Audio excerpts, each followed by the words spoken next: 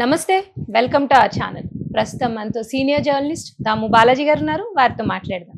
Sir నమస్తే sir.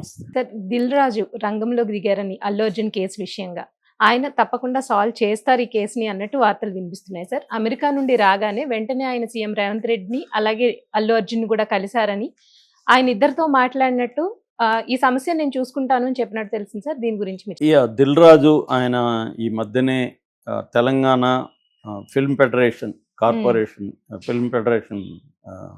Film development corporation FDC Telangana FDC chairman ఆయన అయ్యాడు.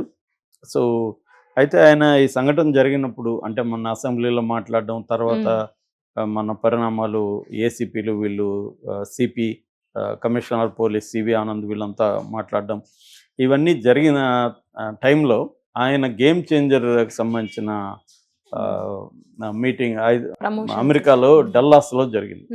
అక్కడ ఉన్నాడు. మండే నైట్ వచ్చాడు. రాగానే ఆయన ఫస్ట్ రేవంత్ రెడ్డిని కలిసినట్టు చెప్తున్నారు. ప్రధానంగా ఇప్పుడు ఆయన రేవంత్ రెడ్డిని కలవడంలో ఆయన స్వార్థం ఉంది. ఎందుకంటే దిల్ రాజు సినిమాలు 3 సంక్రాంతికి రిలీజ్ అవుతున్నాయి. ఇటు గేమ్ చేంజరు, సంక్రాంతికి వస్తున్న వెంకటేష్ది, తర్వాత డాకు మహారాజ్ దాంట్లో కూడా సితారా వాళ్ళది అయినప్పటికీ కూడా ఈయన పెట్టుబడులు కూడా ఉన్నాయని చెప్తున్నారు. సో ఈ 3 సినిమాలకి ఇప్పుడు ఇబ్బంది ఏర్పడింది. ఆ ఇబ్బంది ఏంటంటే అసెంబ్లీలో మొన్న రేవంత్ రెడ్డి పుష్ప 2 గురించి మాట్లాడుతూ ఇక మీదట మేము బెనిఫిట్ షోలకు కానీ ప్రత్యేక షోలకు కానీ అనుమతి ఇవ్వము, అట్లాగే నెంబర్ ఆఫ్ షోలు వేసుకోవడానికి అనుమతి ఇవ్వము, టికెట్ రేట్లు పెంచుకోవడానికి కూడా అనుమతి ఇవ్వము అనేది చెప్పేశాడు. ఎప్పుడైతే ఈయన అనౌన్స్ చేశాడో తెలంగాణ డిస్ట్రిబ్యూటర్ల సంఘం ఇటు ఆంధ్రప్రదేశ్ డిస్ట్రిబ్యూటర్ల సంఘం ఇద్దరు కూడా ఈ నిర్ణయాన్ని స్వాగతిస్తున్నాం, ఇది మంచి నిర్ణయం, ఆంధ్రప్రదేశ్లో కూడా ఇలాగే ఉండాలని వాళ్ళు గతంలో జగన్ చేశాడు, ఇప్పుడు రేవంత్ రెడ్డి చేశాడు అని ఇక్కడ కూడా డిస్ట్రిబ్యూటర్ల సంఘం థియేటర్లు ఎగ్జిబిటర్స్ సంఘం మీటింగ్ పెట్టి ప్రెస్ మీట్ పెట్టి వాళ్ళు ఆహ్వానించారు. ఎందుకంటే వాళ్ళు చెప్తున్నది ఏంటంటే వీళ్ళు పెంచడం వల్ల సింగిల్ స్క్రీన్లకి ఇబ్బంది వస్తుంది. వీళ్ళు జనం ఏమనుకుంటారు, ఇది పెంచిన మొత్తమే పెరిగిందేమో, ఇతర సినిమాలకు కూడా పెరిగిందేమో అని వాళ్ళు రాకుండా ఉంటున్నారు. ఈ ప్రత్యేకమైన సినిమాకి 4 రోజులు 5 రోజులు పెరిగిందనేది వాళ్ళు అర్థం కావట్లే. వాళ్ళు ఏమనుకుంటున్నారంటే ఇంక మీద మొత్తంగానే పెంచేస్తారేమో, ఎందుకంటే రూరల్ పీపుల్ చాలా మందికి విషయాలు కరెక్ట్గా తెలియదు. అందుకని మాకు సింగిల్ స్క్రీన్ పెద్ద దెబ్బ తగులుతుంది, పైగా వాళ్ళకేమీ రెవెన్యూ రాదు, అది డిస్ట్రిబ్యూటర్లకు వెళ్ళిపోతుంది. థియేటర్ ఓనర్కి ఆ రెంట్ అవి ఇస్తారు తప్ప దాంట్లో ఎక్కువ టికెట్లు అమ్ముకోవడం వల్ల మాకేం ఉపయోగం లేదు, అది ఆల్రెడీ డిస్ట్రిబ్యూటర్ల కంట్రోల్లో ఉంటుంది ఆ షోలు అవన్నీ. కాబట్టి మాకు లాభం లేకపోగా నష్టం జరుగుతుంది. కాబట్టి రేవంత్ రెడ్డి చేసిన దాన్ని మేము ఆహ్వానిస్తున్నాం అనేది. అట్లాగే ప్రజల్లో కూడా ఇది మంచిదే అని పుష్ప టైంలో ప్రజల్లో కూడా వ్యతిరేకత వచ్చింది చాలామందిలో. ఎందుకంటే అబ్నార్మల్గా ఆయనే రేవంత్ రెడ్డి అనౌన్స్ చేస్తాడు ఈ ఫ్యామిలీ 4 కలిసి 12,000 టికెట్లు పెట్టారని. అంటే ఒక్కొక్కరు 3,000 పెట్టి ఆ ఫ్యామిలీ వెళ్ళింది ఆయనే రేవంత్ రెడ్డి చెప్తున్నాడు. మరి దాని మీద కూడా విమర్శలు వచ్చాయి. ఆ ఫ్యామిలీ మరి 12,000 పెట్టి థియేటర్కి ఆ రోజు వెళ్ళాలా లేదని, చనిపోయిన వాళ్ళ గురించి మనం బ్యాడ్గా మాట్లాడకూడదు కాబట్టి చాలామంది వెళ్తారు. వాళ్ళు కూడా ఆ టెంప్టేషన్లో వెళ్ళి ఉండొచ్చు. ఒక్కోసారి పిల్లలు అంత ఆర్డెంట్ ఫ్యాన్స్ అయినప్పుడు వాళ్ళ కోసం ఫస్ట్ డే చూసేయాలి అన్న తపన ఉంటుంది. దానికోసం సపోజ్ చేసి డబ్బులు ఖర్చు పెట్టేవాళ్ళు ఉండరు. మనం డిసైడ్ చేయలేం దేనికి నువ్వు అంత పెట్టాలంటే, అది వాళ్ళ ఇష్టం. సో నేను ఇంకో దానికి పెడతాను, నేను బుక్ కొంటాను 1,000 రూపాయలు బుక్ కొంటాను, మీకు అది పనికిమాలిన విషయం లేదు, బుక్కి 1,000 రూపాయలు కొంటానంటే అనిపించదు. కాబట్టి దట్ ఈస్ దైర్ ఇది. కానీ అంత స్థాయిలో డబ్బులు పెట్టడం అవసరమా? అటువంటి ప్రత్యేక షోలు వేయడం, ఒకప్పుడు బెనిఫిట్ షో అంటే దాని ఆ వచ్చిన డబ్బులు దేనికో ఒక సామాజిక దీనికి ఇచ్చేవాళ్ళు. ఇవాళ ఏంటంటే ఇవాళ మోడల్ ఏమైందంటే ఒక సినిమా 500 కోట్లు అంటే అందులో ఒక 200 కోట్లు హీరోకి వెళ్తుంది, ఇంకొక 100 కోట్లు టెక్నీషియన్లు అండ్ అదర్ ఆర్టిస్టులకి. అంటే దాదాపు 500 కోట్లలో 300 400 కోట్లు వీళ్ళకి వెళ్ళిపోయి ఒక 100-150 కోట్లు మాత్రమే ప్రొడక్షన్ కాస్ట్ పెడుతున్నారు. నిజానికి రియల్ బడ్జెట్ అంటే ఆ 150 కోట్లే.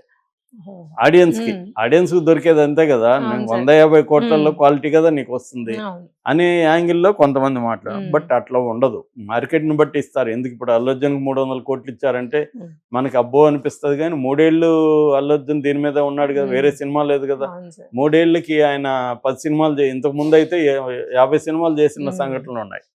ఒక 1 year లోనే ఒక్కొక్క హీరో కనీసం 7-8 సినిమాలు చేసిన సందర్భాలు బోల్డ్ ఉన్నాయి. అవును సార్. అలా ఒక 5 సినిమాలు చేసుకున్న 3 ఏళ్ళకి ఆయన 15 సినిమాలకి ఆయన 300 కోట్లు సంపాదిస్తాడు మామూలుగా అయినా. కాబట్టి ఎవరి లెక్కలు వాళ్ళు. రెండోది అల్లు అర్జున్ ఆ కైండ్ ఆఫ్ మార్కెట్ లేకపోతే ఎందుకు ఇస్తారు? అంతే కదా సార్. కాబట్టి ఇదంతా నాకు మార్కెట్ ఉంది కాబట్టి నువ్వు ఆ మార్కెట్ లో డిమాండ్ చేస్తారు. నువ్వు నాకు ఇవ్వని వీళ్ళు డిమాండ్ చేస్తారు. మార్కెట్ ఎలా ఏర్పడింది అంటే ఇక్కడ మార్కెట్ ని మ్యానిపులేషన్ చేస్తున్నారు. మార్కెట్ నేచురల్ గా లేదు ఇక్కడ. మార్కెట్ ని మ్యానిపులేషన్ ఎలా చేస్తున్నారంటే గవర్నమెంట్తో ఇదయ్యి రేట్లు పెంచుకోవడం, స్పెషల్ షోలు వేసుకోవడం, నెంబర్ ఆఫ్ షోలు పెంచుకోవడం ఇది చేస్తున్నారు. గవర్నమెంట్ ఎందుకు ఇస్తుంది? ఒకటి సినిమా ఇండస్ట్రీని ప్రోత్సహిద్దామని, 2 వీళ్ళకి కూడా జిఎస్టీ వస్తుంది. ఇప్పుడు మొన్న అదే అడ్వకేట్ చెప్తున్నాడు కోర్టులో 10 కోట్లు వస్తే రెవెన్యూ, అందులో 3 కోట్లు జిఎస్టీ వీళ్ళకే వెళ్ళిందని. కాబట్టి జిఎస్టీ గవర్నమెంట్ కూడా ఆదాయం వస్తుంది కాబట్టి పర్మిషన్ ఇస్తుంది. కానీ ఇక్కడ ప్రజలు ముఖ్యంగా అభిమానులు, ఇప్పుడు ఈ ఫ్యామిలీ కూడా అభిమాని ఫ్యామిలీ కదా, అలాగే అభిమానులే బలవుతున్నారు. రెండోది ఎక్కువగా ఫస్ట్ డే వెళ్ళేది పేదలు, చిన్న చిన్న వాళ్ళే తప్ప రిచ్ పీపుల్ ఫస్ట్ డే వెళ్ళాలని వాళ్ళేం అనుకోరు.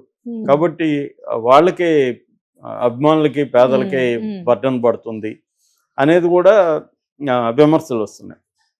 అంటే ప్రభుత్వం ఇప్పుడు చాలామంది లేజపేరు తీరు అంటారు. అంటే నా ఇష్టం వచ్చినట్టు నేను రేటు పెట్టుకుంటా, నీకు ఇష్టం ఉంటే చూడు, లేదా అది బస్ స్టాండ్లో మాట్లాడుతుంటా. బస్ స్టాండ్లో వాటర్ బాటిల్ అడిగితే వాడు 60 రూపాయలు చెప్తాడు, బయట 20 రూపాయలు.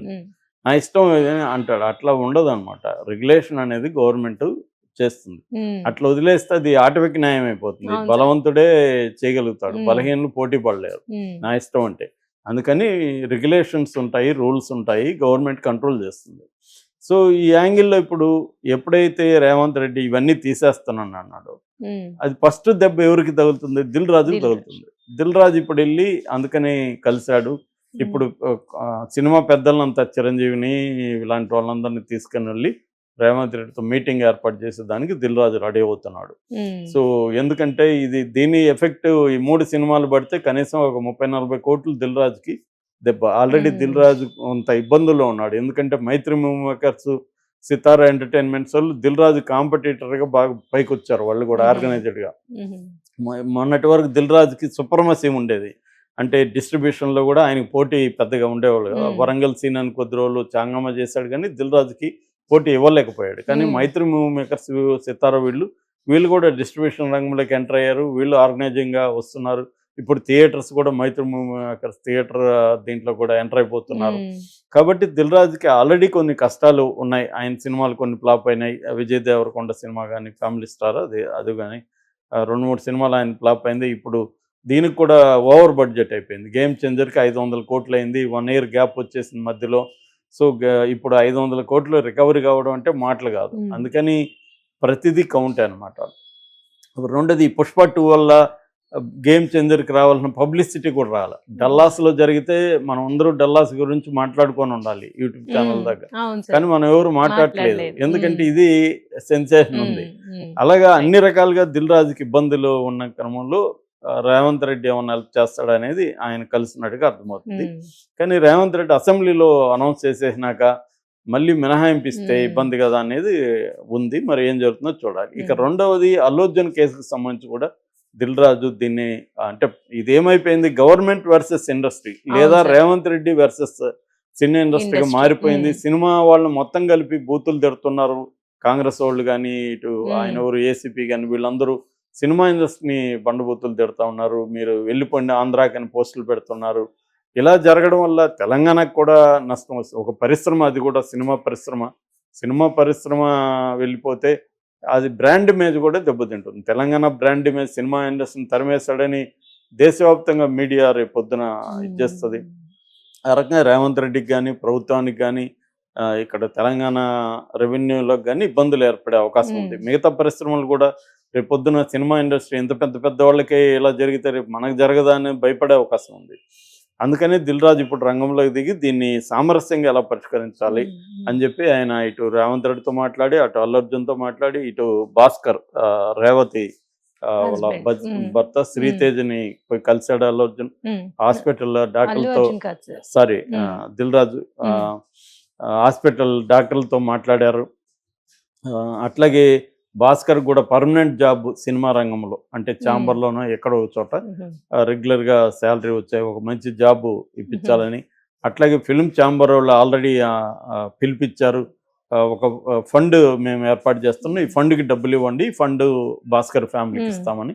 సో సినిమా ఇండస్ట్రీ హోల్గా కూడా ఒక ఫండ్ కలెక్ట్ చేసి భాస్కర్ ఫ్యామిలీకి ఒక పెద్ద అమౌంట్ 4 కోట్లు 5 కోట్లు భాస్కర్ ఫ్యామిలీకి ఒక నిధిలాగా ఏర్పాటు చేసి, అల్లు అర్జున్ కూడా 2 కోట్లు ఇస్తాడని చెప్తున్నారు.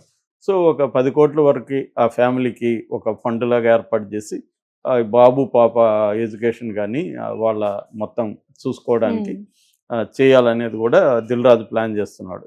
అంటే దీన్ని సామరస్యంగా పరిష్కరించి సినిమా ఇండస్ట్రీకి రేవంత్ రెడ్డికి మధ్య ఉన్న గ్యాప్ని తాను మధ్యవర్తిగా ఉండి ఆ గ్యాప్ని క్లోజ్ చేసి సామరస్యంగా వెళ్ళాలి అనేది దిల్ రాజు. అది కానీ చేస్తే ఖచ్చితంగా మంచిదే.